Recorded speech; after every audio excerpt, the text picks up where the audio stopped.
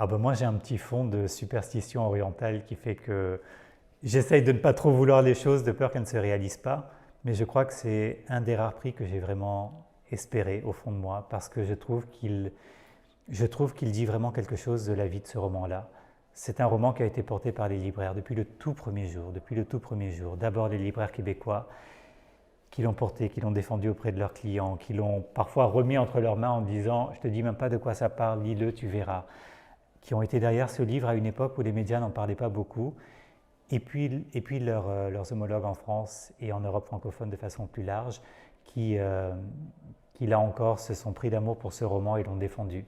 Et je pense que certains des plus beaux moments que j'ai vécus depuis la sortie de ce livre, je les leur dois.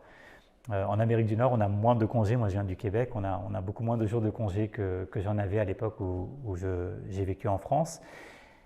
Et quand j'ai réussi à sortir comme ça 3 semaines, j'ai presque mis bout à bout toutes les vacances que j'avais en disant allez hop, on fait une tournée des libraires.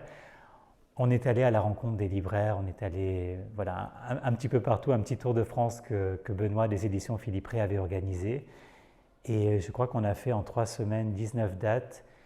Et ce sont parmi les plus beaux souvenirs que j'ai pu avoir.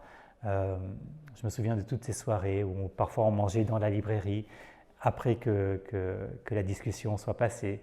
Je me souviens de rencontres assez folles. Je me souviens de libraires tout timides de lire les questions parfois devant leurs propres parents. Je me souviens de tout un tas de choses. Et voilà, je ne saurais jamais dire à quel point ce prix-là me touche. Mais je pense qu'il n'y a aucun prix qui dit mieux que celui-ci la vie qui a été celle de ce roman.